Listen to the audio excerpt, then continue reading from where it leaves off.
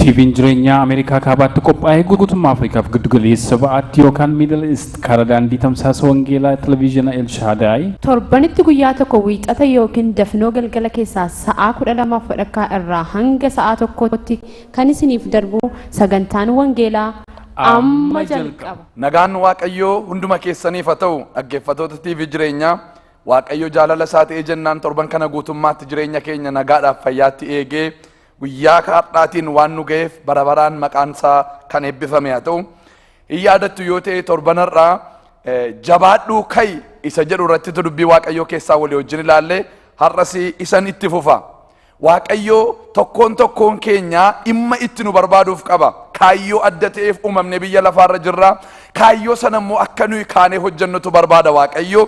Haalli nuyi keessa jiraannu immoo akka nuyi kaanee waan sana hojjenneef dhiibbaa nurraan ga'a. Foonni keenya biyyi lafaaf seexanni yaada Waaqayyoo yaada itti uumamne yaada sababa biyya lafaarra jiraannu sana akka nuyi hojjenne waan barbaaduuf nuyi dheetu yookaan akka nuyi teenyu nu godha. Waaqayyo gaan waamichi isaa ka'iiti jabaadhuu ka'iiti isatti waamamte isatti dhalatte isatti barbaadamte sana hojjedhu isa jedhudha. Yaadattu yoo ta'e torbanarraa raajii Isaayyaas boqonnaa 60 lakkoofsa 1-2 yaada jiru isinitti kaaseen ture. Innis ifni kee dhufeera ulfinni Waaqayyoos immoo siif ba'eera ati gaan ka'i ibsi ittiin jedha. Ifni sun dhufeera ulfinni Waaqayyoo sunis ba'eera karaa Waaqayyoo wanti hundumtuu dhuma akka ta'etu dubbiin Waaqayyoo sun gabaabaatti nu agarsiisaa jechuudha. Amma gaanii isheerraa eegaa jira Yerusaalemirraa eegaa jira har'a immoo Waaqayyoo nurraatu eegaa jira karaa Waaqayyoo wanti hundumtuu dhumeetu ka'uu keetu eegamaa jira jechuudha. Waaqayyoonni Waaqaaf lafa uume siinsi eegaa jira biyyi lafaa siinsi eegaa jirti hojiin tokko hojjetamuudhaaf geeddaramsi tokko dhufuudhaaf ijaarsi tokko ijaaramuudhaaf seenaan tokko jijjiiramuudhaaf siin taa'ee eegaa jira. Kanaaf dubbiin Waaqayyoo har'a jabaadhu ka'i siin jedha jabaadhuuti ka'i. Torbanarraa yaadattu yoo ta'e waa'ee Barximiyoosiin kaafneerra Barximiyoos namicha jaamaa sana kaasuudhaaf nama tokko jedhee Iyesuus Kiristoos tuuta soonaan baay'ee sana fuudhee gara isaa akka dhaqe. Har'as dhimma keetiif jedhee yookaan immoo waa'ee kee duwwaadha jedheetu haala ati keessa jirtutti gara kee dhufa. Gooftaan ulfinaa kun maqaan isaa bara baraan ulfaatu. Tarii namni sin barbaanne ta'a, tarii namni sin yaadanne ta'a, tarii nama biratti iddoo iyyuu hin qabdu taati. Gooftaa gooftotaaf mootii moototaa biratti garuu ati iddoo qabda. Dhimma keetiif jecha Waaqayyoo gara kee dhufa. Haala ati keessa jirtu sana keessaa waan sirra jiru sirraa cabsee, hidhaa sirra jiru sirraa hiikee, guduunfaa sirra jiru furgaasee siin si kaasuudhaaf Waaqayyo gara kee dhufaa jira. Maqaan isaa bara baraan ulfaatu. Har'a immoo dubbii Waaqayyoo keessaa ergan dubbisee booddee waanuma kana kan fakkaatu gabaabsee kadhadheen dubbii Waaqayyoo walii wajjin ilaalla. Wangeelaa Yohaannis boqonnaa 5 lakkoofsa 1 kaasee isa jiruun dubbisa. Fuula 135 irra jira kakuu haaraa akkas jedha. Yeroo kana booddee ayyaanni warra Yihuudootaa ture. Yesuusis Yerusaalemitti ol ba'e. Karra hoolotaa isa jedhamu isa masaraa mandara Yerusaalemitti galchu bukkeedhaan bishaan kuufamaa afaan Ibraayisxiitti Beetesdaa jedhamu tokko ture. Bishaanni sana bira godoo babal'aa 5 ture. Namoonni dhukkubsatan baay'een warri jaaman warri naafatan warri dhagni isaanii gar tokko du'e.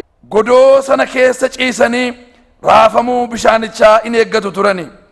Ergamaan Waaqayyoo yeroo yerootti golba bishaanichaa keessa lixee isa hin raasa. Raafamuu isaa booddee namni dura bishaanichaa keessa lixee dhukkuba isa kamitti iyyuu in fayya ture. Namichi waggaa 38 dhukkubsate tokko achi ture. Yesuus yemmuu namicha dhukkubsatee ciisu sana argee yeroo dheeraa hammana ga'u dhukkubsachuu isaa argee beeke. Fayyuu barbaaddaa jedhee isa gaafate. Namichi dhukkubsataan suni Gooftaa bishaanichi yemmuu raafamu kuufama bishaanichaa keessaa nama na buusu hin qabu.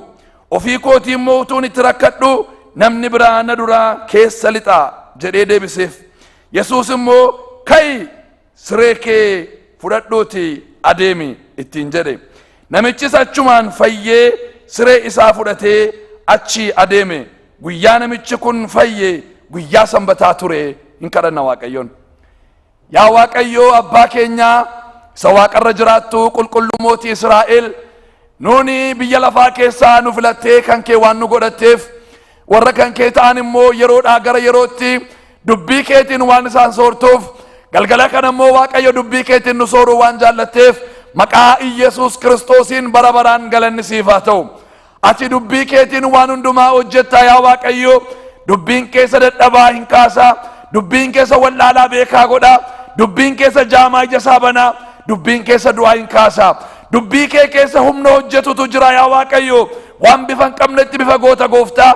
Kanaaf har'a dubbii keetiin bantii mana keenya jala lixxee nutti waan dubbattuuf seenaa keenyas dubbii keetiin waan jijjiirtuuf bara baraan maqaa Yesuus Kiristoosiin galanni siif haa ta'u. An dubbii kee garbichi kee qajeelchee dubbachuu akka hin danda'uuf na gargaari. Sabi kee iddoo jirutti dubbii kee dhaga'ee dubbii keetti akka jiraatuuf ayyaana kee hunduma isaaniitii baay'isi. Maqaa gooftaa keenya maqaa Yesuus Kiristoosiin ameen. Kutaa nama dubbise kana keessatti guyyaa ayyaana warra Yihuudootaatti gooftaan Yesuus Kiristoos gara Yerusaalemitti ol ba'ee jedha. Ayyaanni kuni ayyaana beekamaa ta'uutu irra jiraatadheen yaada. Israa'eloonni ayyaana beekamaa sadii qabu. Dhiira kan ta'e kamiyyuu kan irraa hafuu hin dandeenye. Dhiirri kamiyyuu kan irraa hafuu hin dandeenye waggaa keessatti ayyaana sadii sababa kamiiniyyuu.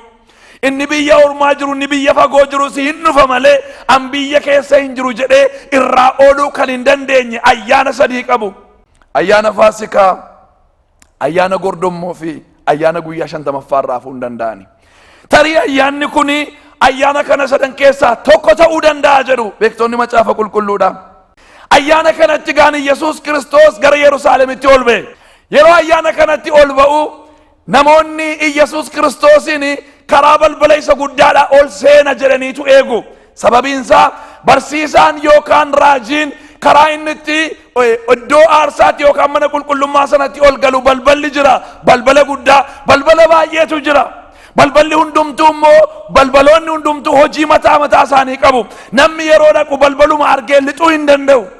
Balballi lubooti ittiin lixan, balballi raajoonni ittiin lixan, balballi barsiisonni ittiin lixanii jira jechuudha. Kanaaf Iyesuus Kiristoos Masiihii ta'uusaa yoo beekuudhaa baatan illee raajii keessaa tokko ta'uu danda'a, Eliyaasiin ta'uu danda'a, Ermiyaasiin ta'uu danda'a jedhanii namoonni yaada akkasii waan qabaniif Kiristoos karaa inni itti eegamaa ture karaa balbala guddaa ol seena jedhaniitu eegaa turani. Inni garuu karaa namni hin yaanneen, karaa namni hin eegneen itti ol gale gaafa sana. Karaa karra hoolotaa ol gale. Karaa sana namni karaa sanaan ol hin galu, balbala kanaan namni ol hin galu. Balballi kun kan inni qophaa'e hoolonni akka isaan ittiin ol galaniif. Hoolota warra kam? Hoolota warra ayyaanicha irratti dhiyaatan aarsaa ta'anii, aarsaa galataa yookaan immoo aarsaa cubbuudhaaf dhiyaatu ta'anii warra dhiyaatantu warra mudaa hin qabnetu hoolotatu achiin ol gala malee namni balbala sanaan ol galee hin beeku. Ergasiis namni balbala sanaan ol hin galle. Iyesuus Kiristoos garuu karaa namni ittiin ol hin galle, karaa karra hoolotaatiin ol gale. Eenyuuf jecha? Namicha waggaa 38 dhukkubsate sana hiikuudhaaf jedhe. Nama biratti irraanfatame, nama fira biratti irraanfatame, nama abbaadhaaf haadha biratti irraanfatame, nama hawaasa sana keessatti irraanfatame, nama geggeessitoota mana qulqullummaa biratti irraanfatame, nama hundumaa biratti irraanfatame, nama hin qabne, nama hin qabu jedhee dubbata. Namichi waggaa 38 dhukkubsate kun nama dhabuu nattam dhukkuba cimaadha. Dhukkuba isaa caalaa tarii nama dhabuu isaatu samii dhadheen yaadaan. Waaqayyo nama siniif haa kennu. Nama hin qabne kanaafitu Iyesuus Kiristoos karaa ol galuun isaaf hin taane karaa karra hoolotaa ol gale. Har'as waa'ee keetiif Iyesuus hin dhufa. Haleluuyaa. Misraachoo kanan isinitti muuf dhufeen. Waa'ee keetiif jecha waaqni waaqaa kuni karaa dhufuun isaaf hin taane hin dhufa. Haraati irra jirtu irra deemaa Yesuus hin dhufa. Haalati keessa jirtu irra deemaa Yesuus hin dhufa. Seenaa kee jijjiiruudhaaf Yesuus hin dhufa. Hidhaa kee hiikuudhaaf Yesuus hin dhufa. Awwaara kee sirraa urgufuudhaaf Yesuus hin dhufa. Hin dhufa Yesuus. Namatti si dabaluudhaaf hin dhufa Yesuus. Eegiisa hin dhufa Yesuus. Nama eeddee dhabdeeta ta'a. Nama eeddee namni dhufuu dideera ta'a. Ani garuu har'a waan tokkoon sitti himaa. Hin dhufa Yesuus. Hin dhufa Yesuus gara kee.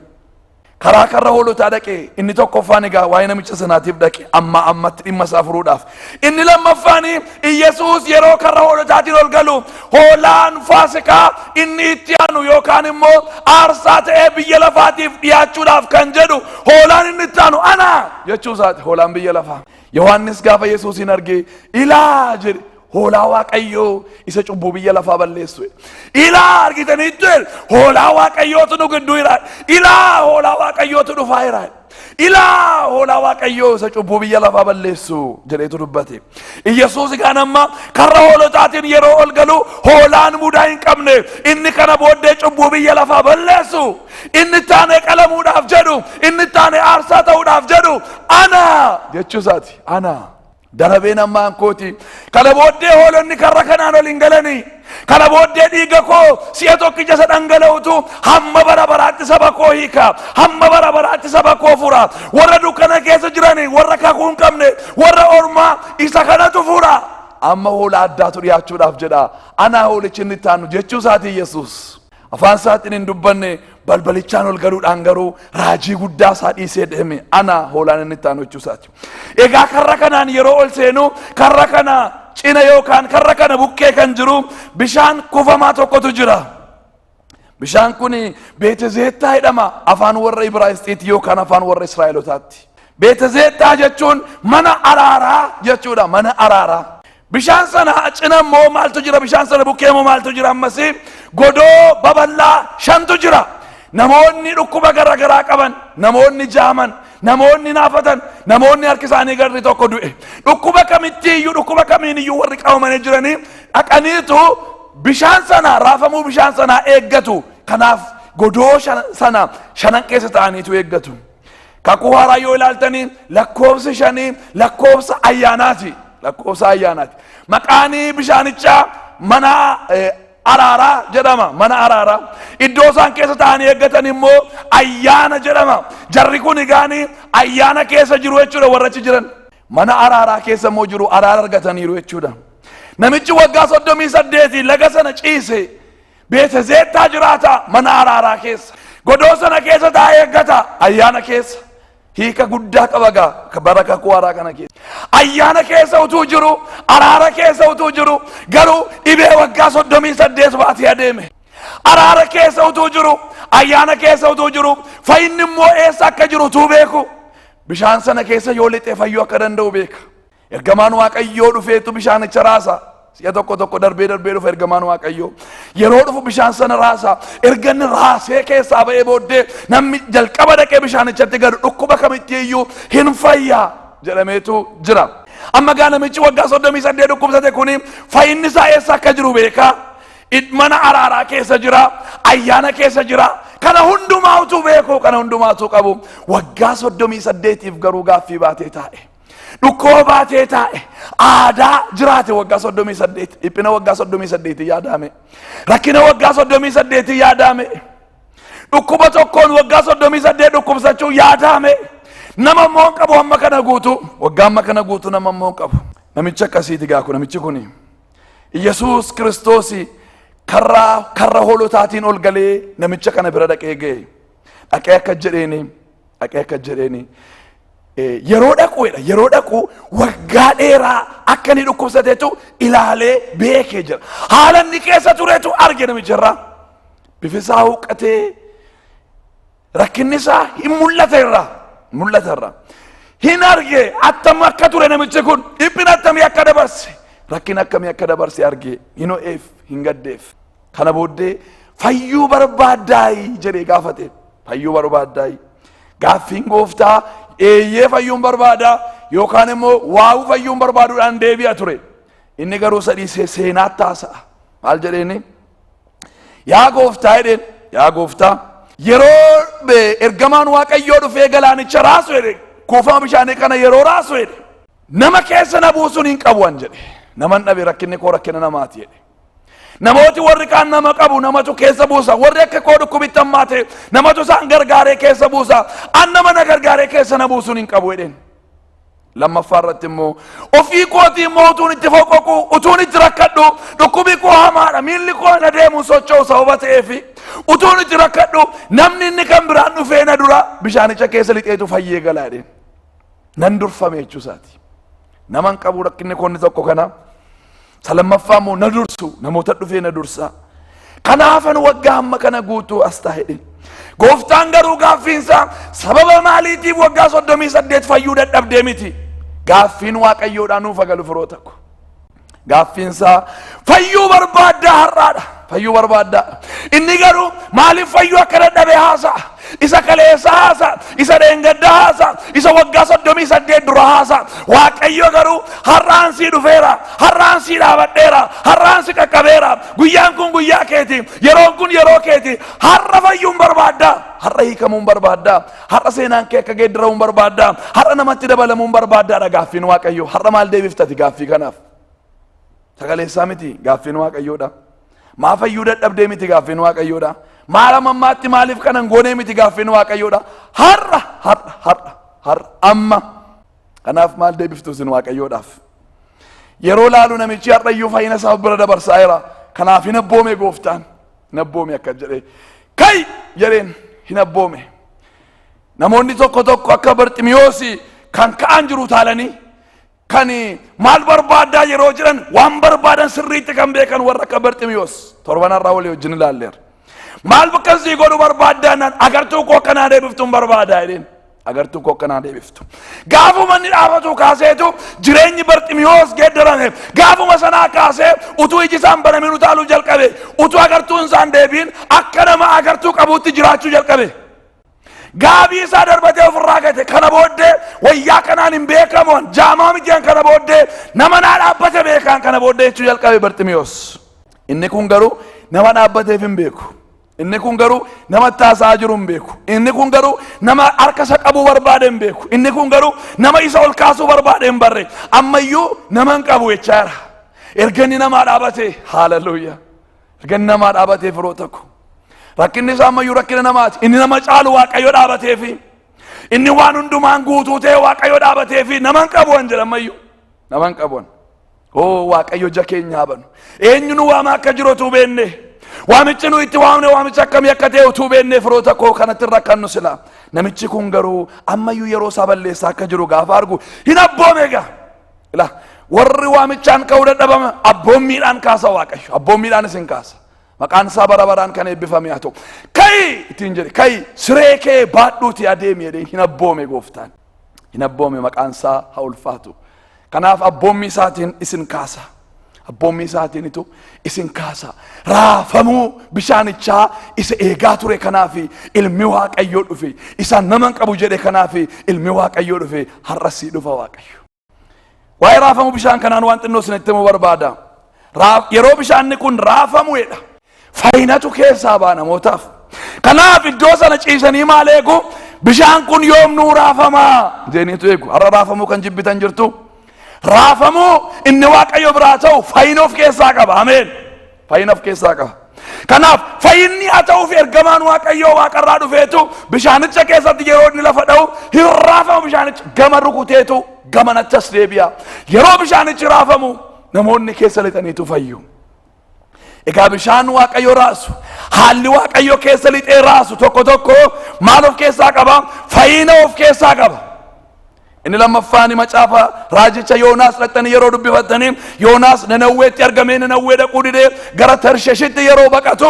waaqayyo markabanni kireeffatee ittiin deemaa jiru keessa lixeetu raase waaqayyo raase yeroo raafamu inni kutaa isa adda ta'e bitatee keessa ciisee jira irriba isaa qindiirsee rafaa ture irriba isaa rafaa yeroo markabi isaanii raafamu namni markabicha keessa jiru hundumtuu hin iyya hin waca Yoonaas garuu markabichi raafama akka jiru hin beeku ture irribisa qabeetu rafa inni kuni mallattoo waaqayyo isaa wajjin jiraachuu miti karaa isaatti waaqayyo wajjin hin jiru inni garuu waan itti tole fakkaata yeroo irribisa qabu raafamuu nama sanaa waca nama sanaa yeroo dhageenye waamatti tolee jiru fakkaata waanuma waaqayyo wajjin jiru fakkaata kun mallattoo miti kun waaqayyo karicha irratti isa duukaan jiru isa barbaacha raase iddoo waaqayyo itti barbaadutti isa deebisuudhaafitu raafamise Kanaaf warri markabicha keessaa akka jedhani sababa eenyuutiif raafamnaa nuyi?